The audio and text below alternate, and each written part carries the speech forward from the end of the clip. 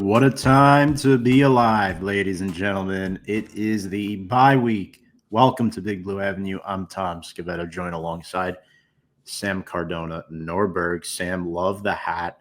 Love the sweater as well, or the sweatshirt, I should say. Matt Saracen. Just repping, Matthew Saracen, a fictional football player, more than my actual team. Love it. Big stories down in Dillon, Texas. Oh yeah. Absolutely. It's kind of what the Giants feel like right now. Daniel Jones kind of feels like a Matt Saracen, no? He does, and we talked about that this week. It's we really, it's like we have so much to talk about and yet nothing to talk about. It's a very conflicting time for Giants fans right now. Well, if you want to find out what Sam and I have been talking about the whole season up until now, make sure to check us out if you're new on all of our platforms to go over some of our good takes and some of our not so good takes. Instagram, Twitter, and YouTube is where to find us. And Sam, let's start with Germany. We'll make it very, very quick. Losing to the Panthers is a new low for this team. I know you and I both woke up early Sunday morning, got a nice little drink out, one warm drink, watched this game, fall day. Awful start to the day. It was sort of like a smack in the face, in my opinion. Yeah. It's one thing to watch them lose to the Panthers in like a 1 p.m. or a 4:30 game, but for us to have to wake up for a 9:30 game and watch them was just like, it's like I was sitting there and I had my cup of coffee with me, it was like I was ready, and it just was like one thing after the other, and I was like, what am I even watching right now? Is this even a football game? Like, it just looks like the Carolina Panthers are having fun. Bryce Young, I don't think I've seen Bryce Young smile so much as I did in this game. And like, all credit to him. I wish nothing but the best for Bryce Young. But like, my God, the Carolina Panthers, it's infuriating, honestly. This is the lowest this team has been since the end of the, dare I say, Joe Judge and Dave Gettleman days in late 2021. This might even be worse than that because this team is better. It's supposed to be better, and they're 2-8, and it's rough. They couldn't stop the run again.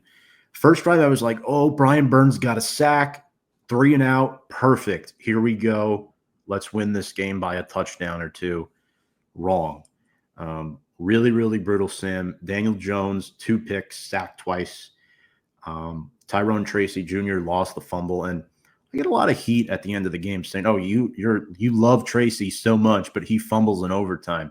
Sure, bad play made by a rookie, but Tracy was part of the only reason why the game even got to overtime. I mean, 103 yards on 18 carries and a score, and not to mention he's pretty good in pass protection too for a quarterback who has 2 left eyes.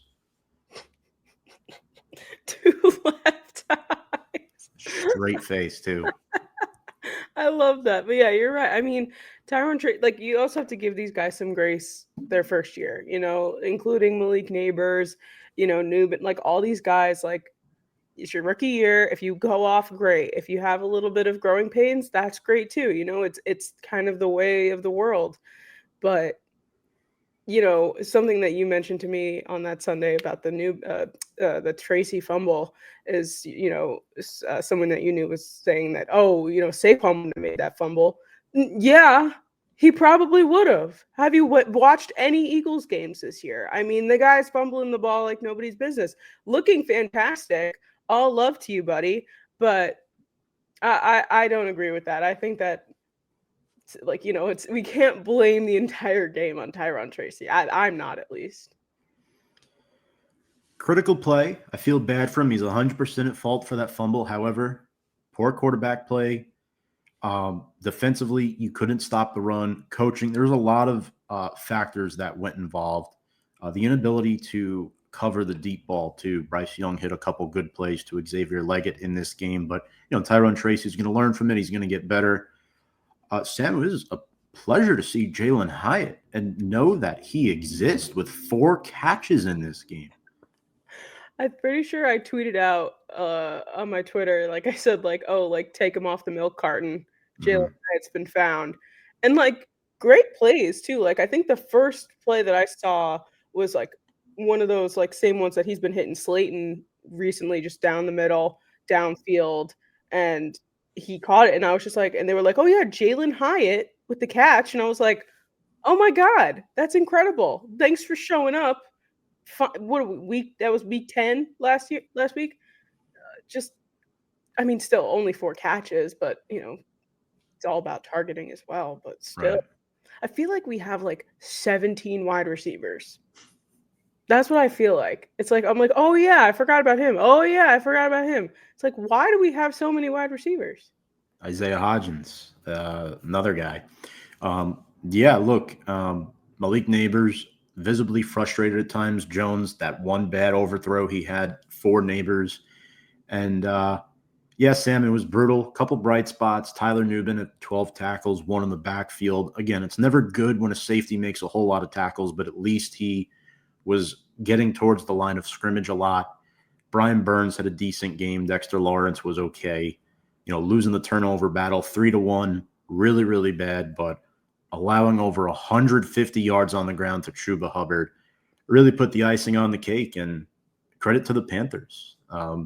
I don't want to give credit to them. The Giants played awful, and they should have won the game, but this is the first time Bryce Young's won back-to-back games in his career. That's the other thing though too. Like Chuba Hubbard was out there, and he's a good running back. I'm not bashing him in any way, but like nobody's been talking about Chuba Hubbard all year, and then all of a sudden it's like, yeah, Chuba Hubbard just pops off in this game. And I have him on my bench in fantasy. I was this close to playing him. Like I was genuinely considering playing him, and then I was like, you know what, I'm gonna give my team the benefit of the doubt a little bit, and I shouldn't have. That was a rookie mistake on my part. Love it. Yeah, Chuba Hubbard, really good running back. He's coming off a fresh extension this week, and the Giants fall to 2-8. And Sam, heading into the bye week, I think it's as clear as day. Elephant in the room. Daniel Jones needs to get benched, not just because of play, but you don't want to guarantee his 2025 contract if he hits IR in these last, what are we? So 8 more games the Giants have to play. 2 and 8, 7 more games the Giants have to play. It's inevitable. No, like at some point it's going to happen, and you have to think this is the perfect time and give Drew Lock a week and a half to prepare. This could be the best time to make a quarterback change and just evaluate the roster. But Sam, I think if they make the quarterback change, Jones better be 3. DeVito better be 2. I don't want to see Jones on the field again this season. I love the kid for what he was, but it wasn't good enough. It wasn't good enough on the field. Off the field, yes, but on the field, no. Goodbye, DJ. Best of luck.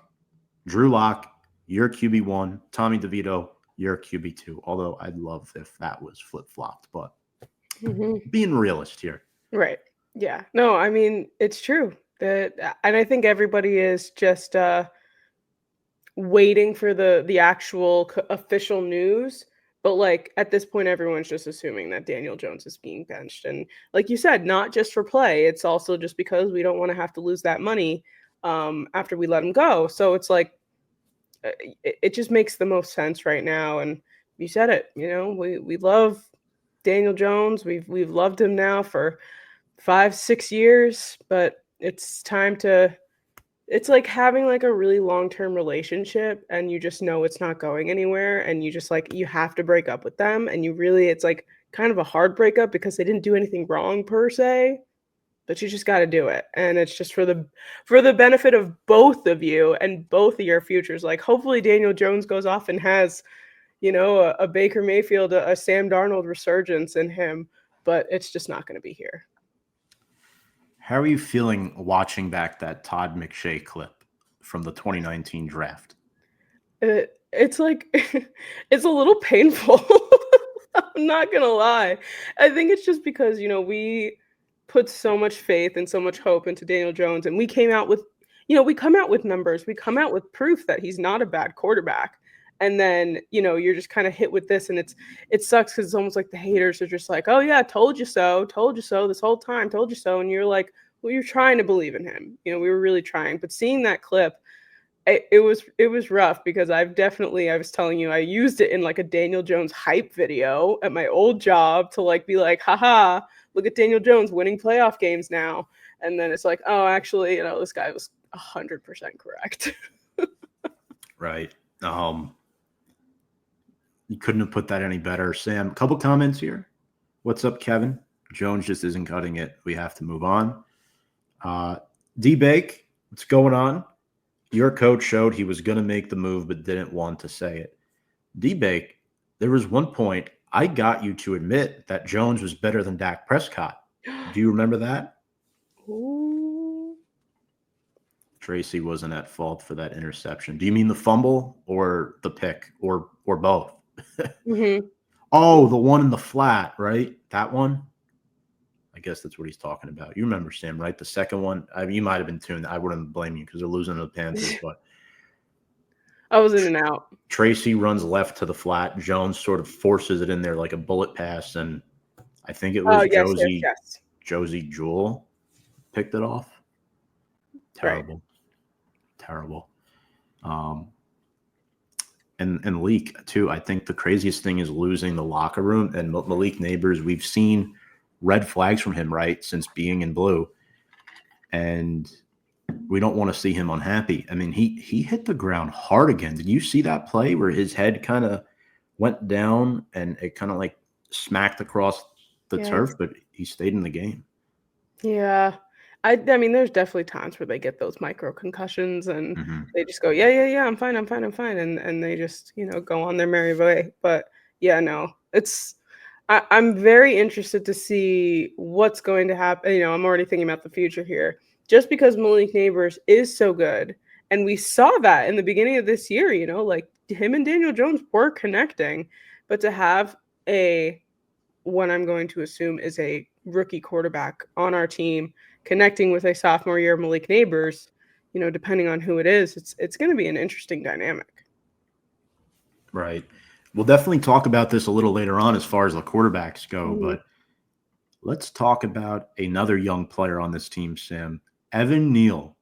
And my goodness, his first start of the season, Evan Neal looked like a competent starting NFL right tackle. Look at that.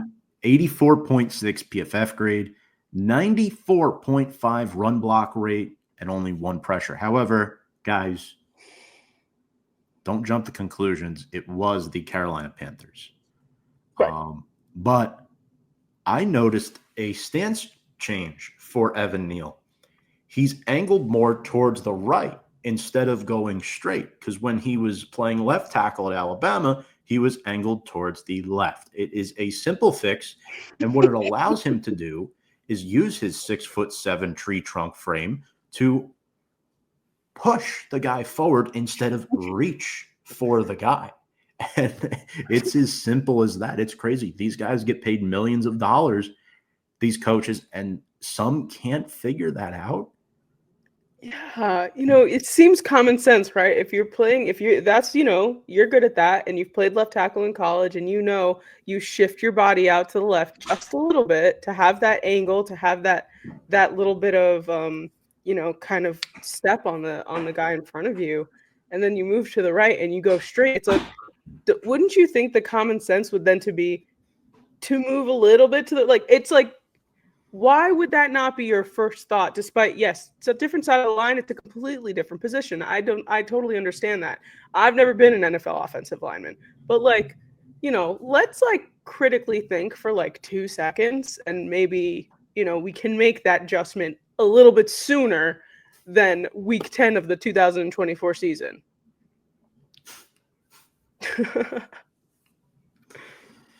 I also think playing next to Greg Van Roten definitely helped his case.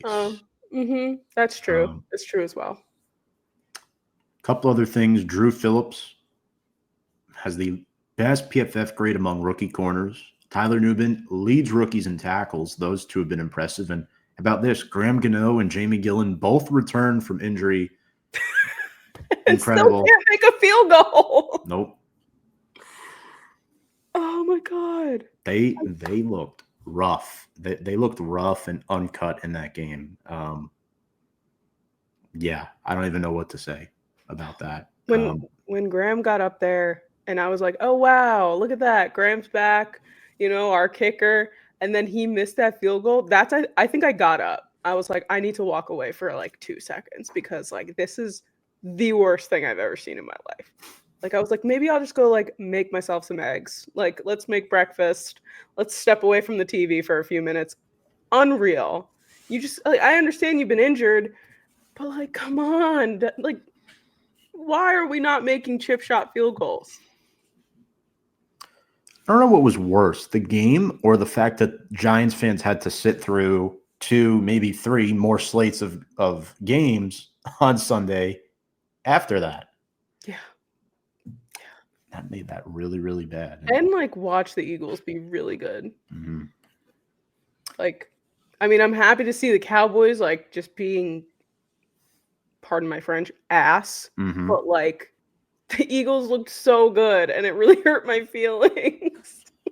They're better than the Commanders. I hate to say it. I really, really am looking forward to this Thursday night game, like for real. Yeah. And I feel like I'm gonna like genuinely be rooting for the Commanders, or at least like Jaden Daniels. Like I want to see them beat the Eagles. Well, Dan Quinn grew up a Giants fan, Jersey guy. So there's something there. Yeah, look, up to number 2 in this year's draft. That's rough. And Jacksonville right now is 1. The Giants are at 2. Really, really bad stuff. And I guess this will segue into the Joe Schoen presser, Sam, where he spoke Tuesday afternoon, so a day ago from this live stream. There is no commitment to Daniel Jones for week 12. The day before this presser on Monday, Brian Daboll came out and said, there's no commitment at this time. We're going to self-evaluate everybody and everything during the bye week. Now, is that just prototypical bye week talking? Or is it signaling that there is a quarterback change coming? And I say that because the last month and a half, 2 months, ever since the beginning of the season, actually, Daboll has announced every week that Daniel Jones is still the starting quarterback. Cool. Didn't happen this time. Didn't happen. Yeah, I think that if they know what's good for them, and at the end of the day, it's a business. We're not here to make someone feel better about themselves. We're here to win football games and to be a better team. If that means sitting down your $40 million quarterback, so be it. At the end of the day, it's your guys' fault that you paid him, despite us preaching that they should pay him. But nonetheless, we have no pull at the New York Giants organization. So, I think that they're going to do it. I think it's just a matter of the PC way and being, putting it down nicely, I guess is the right way, and not them just coming out and saying, yeah, Daniel Jones is going to be benched. Because obviously the series of events that come after that is that he will no longer be on our team. And I think they're just trying to figure out the best way to go about it so that it's like the softest fall, if that makes sense. Mm-hmm. I agree with that. Now, why are the Giants 2-8 this year? And why were they 9-7-1 2 years ago? Yeah. This, my honest opinion, as far as evaluating Daniel Jones, this is why. The offense was very, very simple in 2022. Very simple. And Jones mastered it because it was a simple offense. And Mike Kafka was calling the plays. As time evolved, things started to rupture a little bit.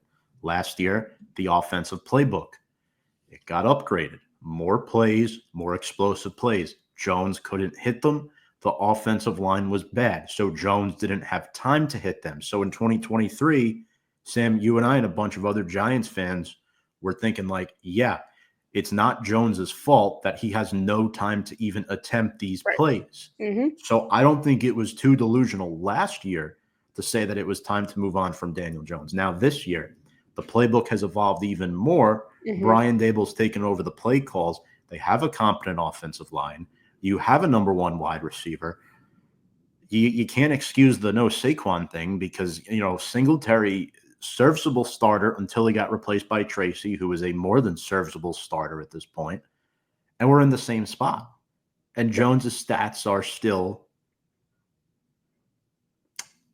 average to below average. And he is the reason. He is the reason. Receivers drop passes every game. It happens. It happens. We're 2-8, mainly because of Daniel Jones. And if you want to add a complimentary reason, it is Shane Bowen and his run defense. They can't stop the run. I will give the 0.01% of Daniel Jones believers that. But that's it. Jones is 95% of the reason why we're 2-8. 100%. 100%. Yeah. And at the end of the day, like you said, it's unfortunate, and it has nothing to do with the rest of the offense anymore. Well, but it does, but it's really coming down to finally seeing the clouds part and saying, okay, this is the problem. We need to sever the problem, get rid of it. Kevin says Jones will be a mediocre QB at best and will serve better as a backup for the rest of his career. Well, after his time is done with the Giants. We were joking yesterday, Sam. Jones should get cut.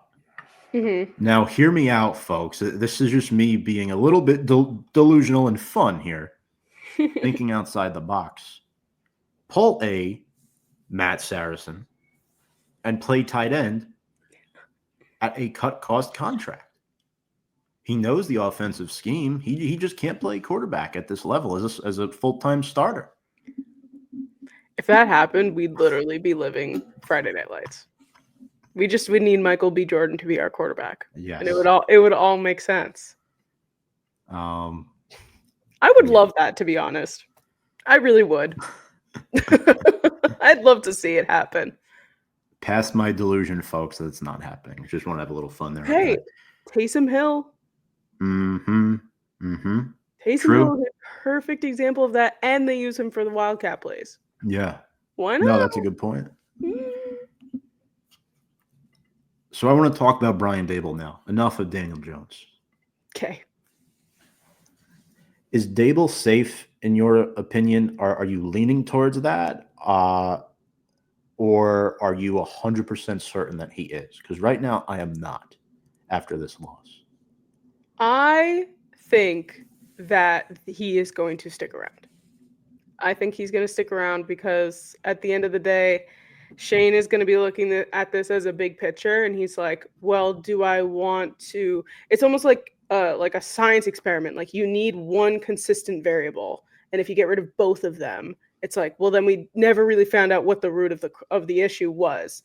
So it's like if you keep Daboll, and most of the guys on the roster still know who he is, all this good stuff, and you can get rid of Daniel and you bring in a new quarterback. If that doesn't work out, if there still is issues happening, then it's Daboll. At the then we're real, because we know it wasn't Daboll with just Daniel Jones, because he's had other coaches. But I think that Shane is going to keep Daboll around, and he's going to give him another shot. But if next year is still looking like absolute garbage, then yes, I think that Daboll will be gone. But this year, I think he's staying. I'm about 85% sure that he's safe, but he may have to give the play calling duties up again at some point. This is not Buffalo. Yeah. I think the offense would look better with a competent quarterback, but right now, Daboll needs to focus on the team. He can't focus on Daniel Jones's development. The experiment is long done. Going for two in certain situations, I get it, but I've disagreed with it.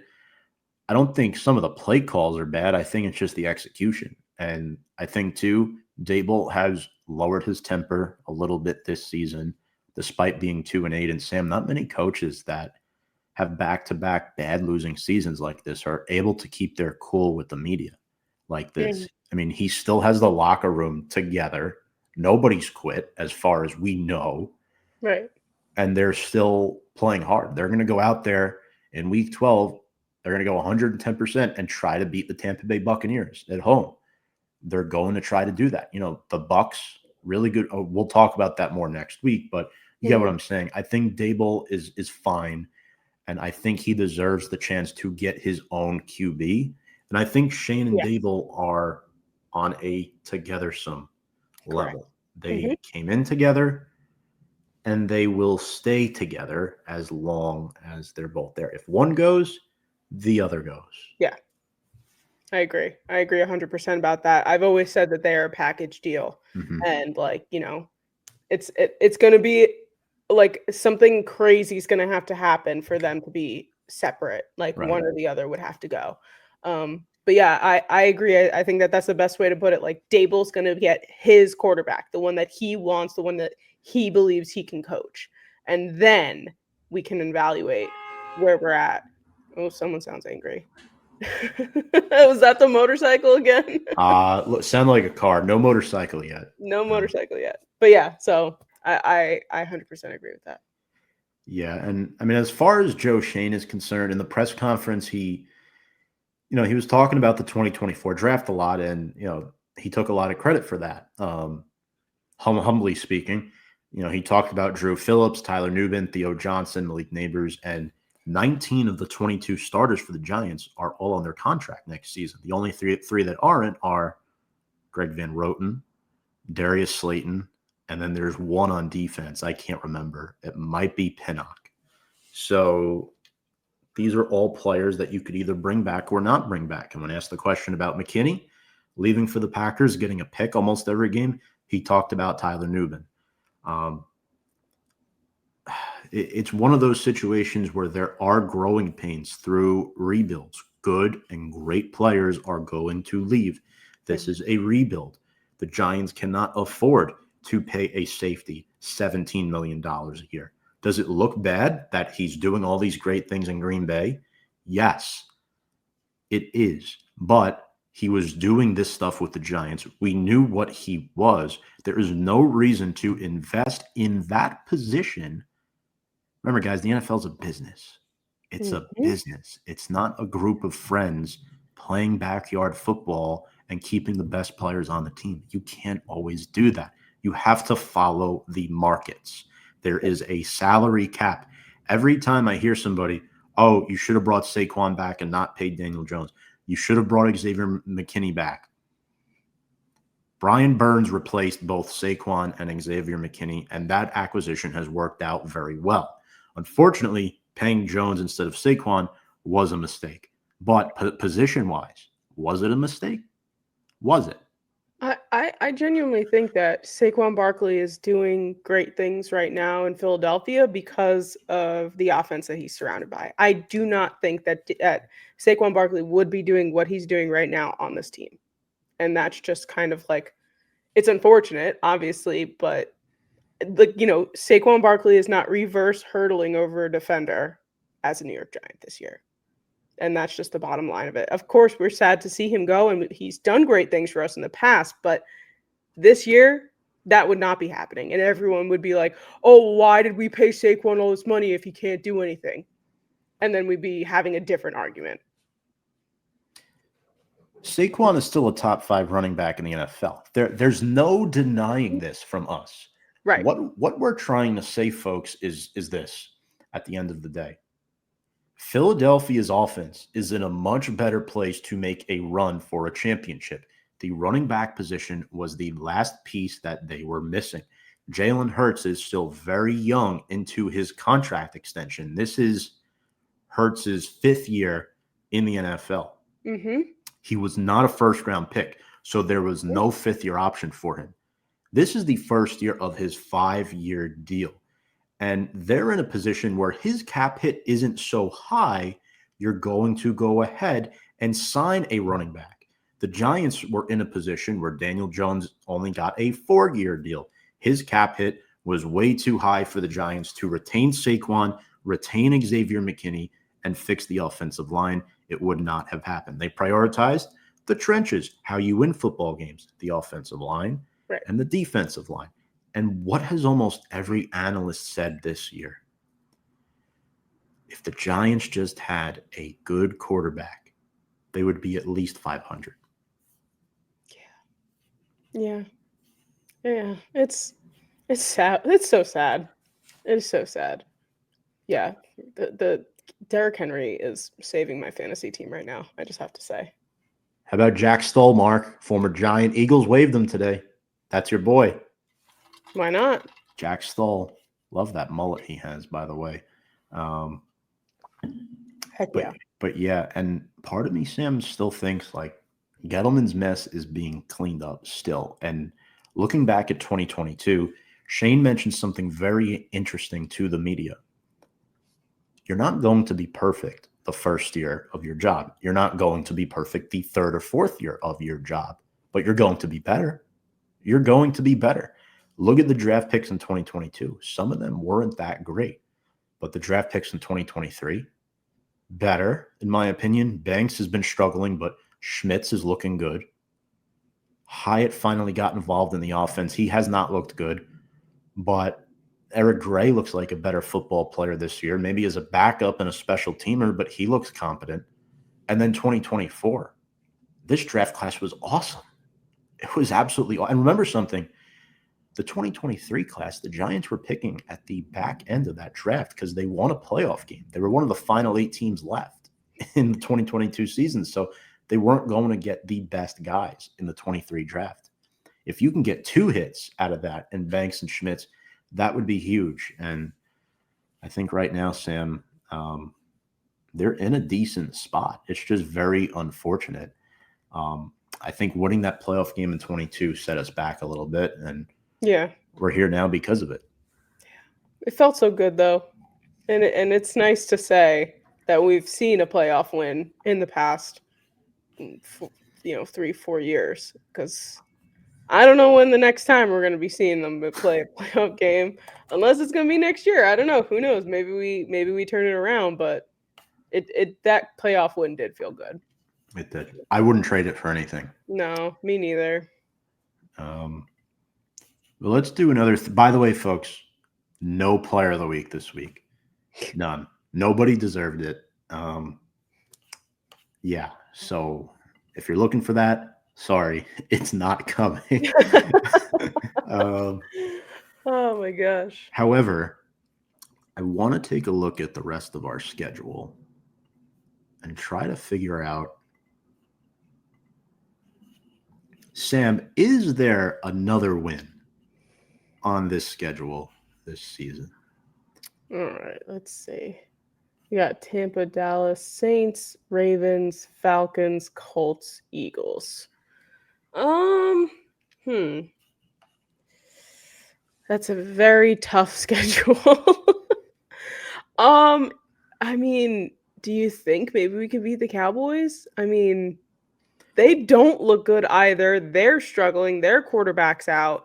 They're complaining about the sun and the sun rays blocking their eyes. Like I that's a possibility, but honestly, I wouldn't be surprised if we don't win any of these games, unfortunately.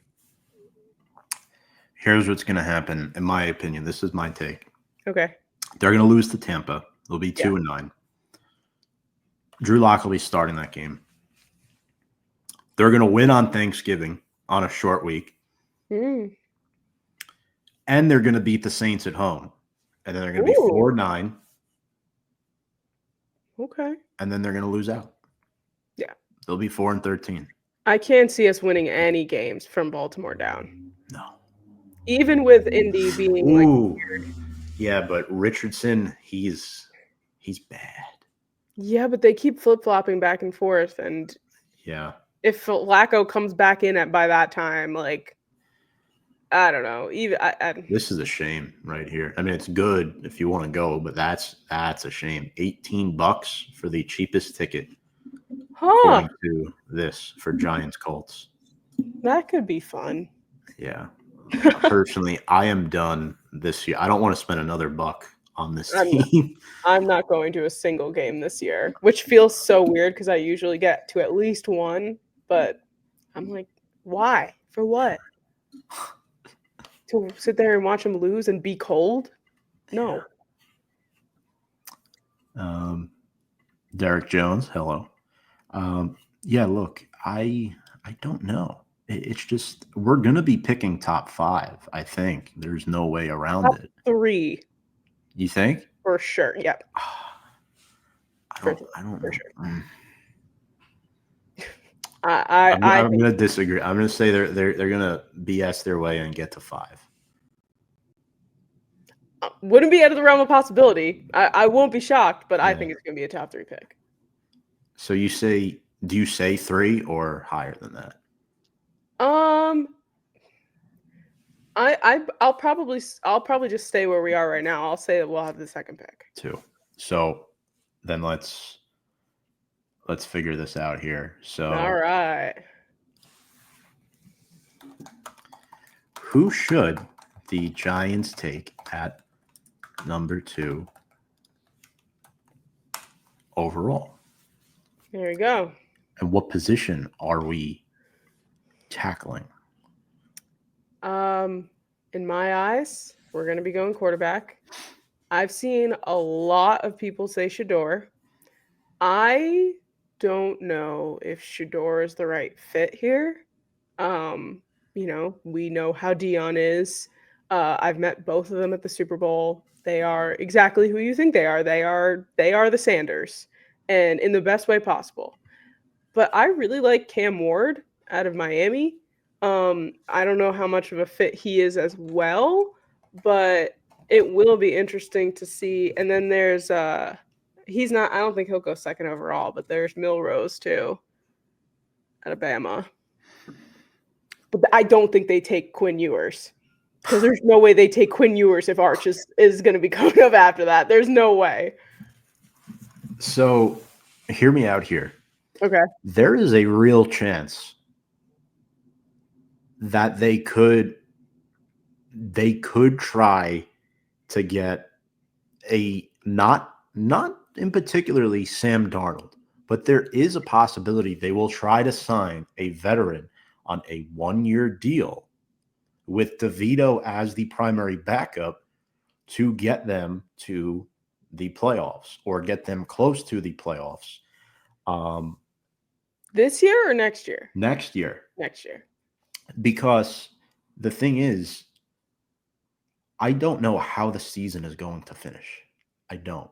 And they might not take a quarterback in the first round again if there's not somebody that they're in love with. And I'll be honest with you, Sam, outside of Cam Ward, I don't think they're in love with anybody. And I don't think any quarterback outside of Cam Ward and Shadur's not going to the Giants, but he'll probably go top 5. Outside of those two, I don't know if any QB is first round value right now. Interesting. I like Dylan Gabriel a lot. I like Cam Ward too.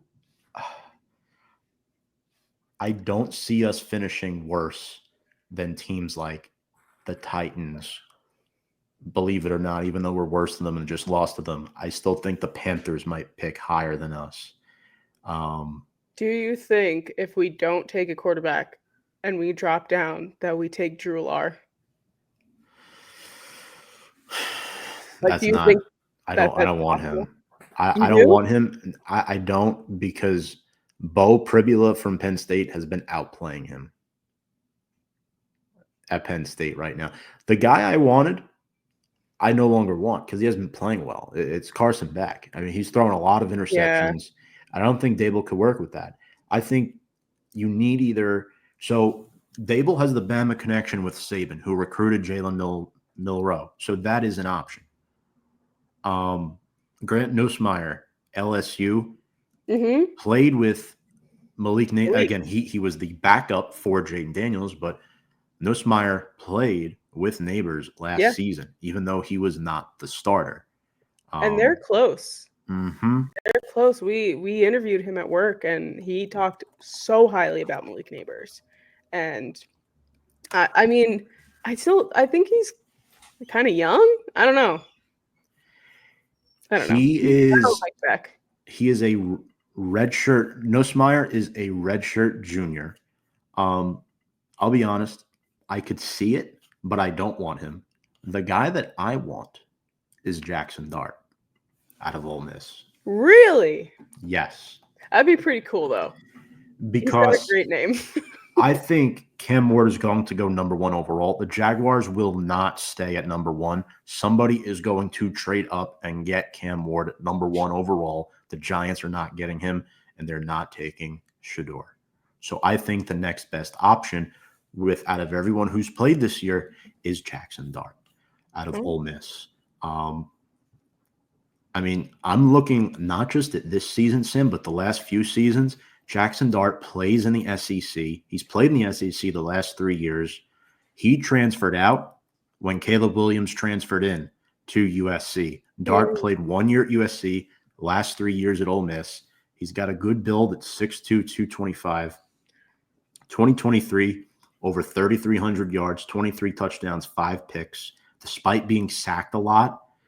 And then this season so far, I was very impressed with what I saw against Georgia this past week. I mean, he looked a million times better than Carson Beck. And if I'm being honest with you, we have a pretty good history drafting Ole Miss quarterbacks. So there is a possibility that this could be a guy that we look at completing nearly 71% of his passes this year, over 3,400 yards, 22 touchdowns to just 4 picks, and those sack numbers are down. So I think Dart and Ward should be the 2 QBs the Giants are looking at the most. So if we aren't, we're not going to take Dart in the first round, though. Or do you think we'd jump up, or would we trade back?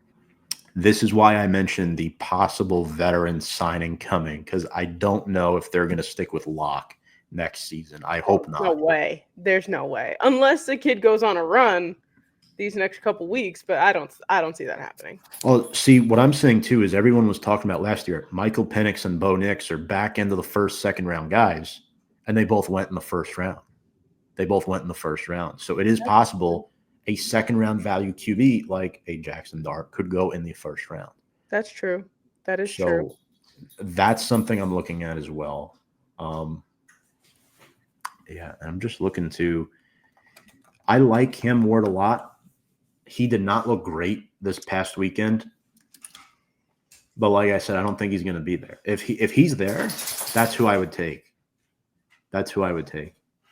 Him and Dart are really the only two that I'm sold on right now that I think would be good fits with the Giants. I think I'm looking at the draft order right now, and obviously we know it's not set yet, but my only concern is the Browns and the Raiders. Both are also quarterback hungry teams, but I can also see them not wanting to go for someone that could be a second day guy or a second round guy. I can see them taking the Shedeur and the Cam Ward and all that, or trading up for those picks if they're not at, that high. But I don't know. I think I wouldn't mind trading back and getting Jackson Dart, but if we're at the second overall pick, I don't know if I could get behind that. There's a lot of things to take into consideration. Yeah. Shedeur to Las Vegas would make a lot of sense. It would. Cam Ward to Carolina or Cleveland would make a lot of sense. However, Cleveland is married to Watson, right, with that contract. Right. But they need to be competitive in 2025 for Stefanski to keep his job, if he keeps his job after this season. So they should really draft the quarterback too. They should. Yes, 100%. I don't think, unless they decide to make Jameis Winston their starter, but I don't know. Right. Maybe, but he's on that Daniel Jones level where you'd call a bridge quarterback, right? That's how I would view Winston. And then the Titans too. I mean, Will Levis has been bad. He hasn't been good. So the teams in the quarterback hunt, Tennessee, Cleveland, the Giants, of course, the Panthers, the Raiders, and you don't know what the Seahawks are going to be like, because Geno has 1 year left on his deal after this season, and he's getting old. He'll be 34 soon. So Wow. Dang, Hmm. Gino. Can't believe Gino's been around that long. That's crazy.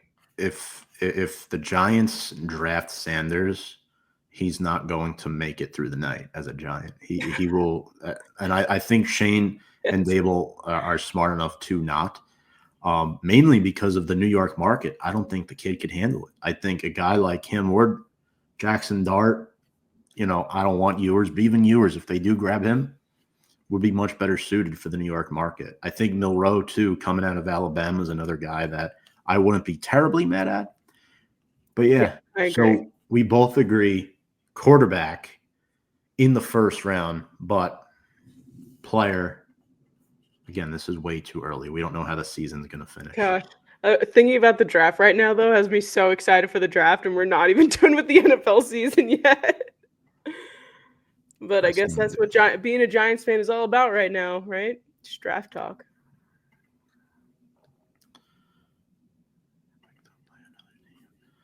Yeah. So, Derek, I do agree with this.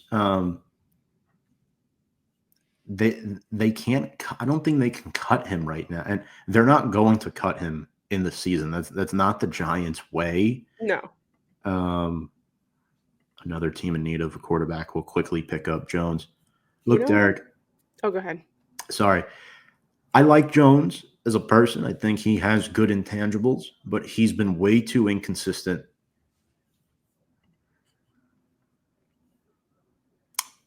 This is where I lose you, Derek. I don't know if I agree with this. Um, over 3,000 yards, yeah, but it's Like if he not continues to play this season, he's talking about right. But Derek, what happens if he gets hurt. if he gets hurt? His entire salary for 2025 becomes guaranteed, and we don't want that, especially if we want to move on from him, which I think you agree with us here that we should move on from. Yep, off the next comment. No, it's a good discussion to have. I appreciate all these comments, all these questions. Sam, we have about a couple minutes left. Anything else you want to talk about, or just get off your chest? Because personally, I'm done. I don't want to talk about Carolina. I don't want to talk about the draft anymore than we have tonight. It's sad. It's week. It's not even week 11, and we're talking about the draft. Yeah, I think this is the worst it's been in a long time, for sure. I definitely just want to say I think I said this like maybe a year ago. That I said that as like a one-off comment, I said that Daniel Jones would be a Vikings quarterback, and like now, I like could kind of see him being a backup Vikings quarterback. Like Yeah. I could see them picking him up. To McCarthy next season too. It could be an easy flip flop. Like Giants sign Sam Darnold, draft a rookie. Oh my God, Sam Darnold coming back to New York. God help him. Also, I got a text from one of my buddies. I just want to clarify myself. The free agent route, I think they will sign one to start the season in 2025. The rookie should not start right away, even if it's the first round pick. That's the point I was trying to make. I wasn't saying that the Giants aren't going to draft a rookie. They are. It's Right. just Yes. who's going to start week one, not the rookie. You don't want the rookie to start week one. Can they trade Danny for picks in the draft? I don't think he might have a no trade. I don't know, he has a no trade clause. But at the end of this, like, there's not going to be a trade, right? It's going to be a cut. Yes, it won't be a trade. Yeah, so he's going to get cut from the team and then become a free agent. So This is what I'm seeing. So he has an injury guarantee clause in his contract that, if triggered, will force the Giants to pay him $23 million next season. We saw this happen with Russell Wilson last year, and we saw this happen. Actually, this isn't talked about enough. It yeah. happened 2 years ago with Derek Carr. That caused his exit from Vegas to New Orleans. Oh yeah. It's Oh man, happened 2 years in a row. This year, it's going to happen to Jones. I completely forgot about that. And then some teams will view it as, hey, they're sitting him because they're out of contention and he's injury prone. They're moving on from him. They're not going to view it as, oh, Jones sucks. They're going to view it as, oh, the Giants failed him. Somebody's going to view it that way. It could be the Cleveland Browns. Oh. I Oh, hope I don't not. want that for him. The Browns and the Raiders are two teams I don't want him to go to. Yeah, the Raiders would not pick him up. No. He The is Panthers not might. I could see him going to the Panthers. Plus, isn't he from Carolinas? North Carolina, yeah. Yeah. So that makes sense. But no, there's no way Daniel goes to freaking Vegas. Yeah. He would get swallowed up by the black hole. He wouldn't last a day there. There's no way. No time to concentrate and read the books. One last thing on this. If the Giants release him, they will still absorb $22 million in dead money in 2025. That outcome is becoming more and more likely.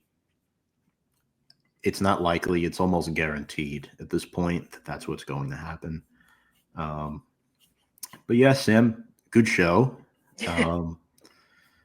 Fun show. Not really sticking to a script, kind of just expressing ourselves, talking about how we feel about this team. Good therapy session. I think I'm really starting to think too that Daboll should just admit to the media that sooner than later that Jones is not going to be the quarterback. I think he'll earn a lot more respect from the fan base if he does that. But also at the same time, he doesn't want to give away strategy for Tampa Bay. It could be a thing where, it's lock in the second half, or it's lock the day before. It could be one of those situations. I feel like they could still bench Daniel Jones, and when they ask who's the starter, he could say, "I am watching Drew and Tommy battle and seeing who can start." He could do it that way. It seems like, man, drawing it out for that long, all the way through the bye week, that's a long time. And folks, there's a chain reaction to this. If Jones is gone, Darius Slayton's gone too. I'm telling you, Slayton's not coming back next year. Sad. It is sad. I care, but I don't at the same time. Yeah, I get it, but he's our veteran. They drafted Hyatt. They need him. Wan'Dale will develop into the veteran receiver, hopefully. And no need to drag it. You guys are right. And I think there's no need to drag this out any further. So I think we've talked about everything we want to talk about. And I'm excited to preview Tampa Bay next week. Should be fun. We'll try to hit up Brian McCardle, see if he wants to come on. Heck yeah. Talk about his Buccaneers and Baker Mayfield, the post-Tom Brady era. This will be a fun one for me. Yes. Huge Baker Mayfield fan, so it'll be a fun one. Big Baker fan Sam is, and yeah, I definitely agree with that. Definitely top 10 QB this season. Folks, if you're new to the channel and you enjoyed our show tonight, friendly neighborhood reminder, you can follow us for more content below on Instagram, Twitter, and YouTube at Big Blue Avenue. On behalf of Sam Cardona Norberg, I'm Tom Scavetta saying good night. We will see you next week for week 12. And we're going to say it, we're true every week. Without further ado, let's go Big Blue.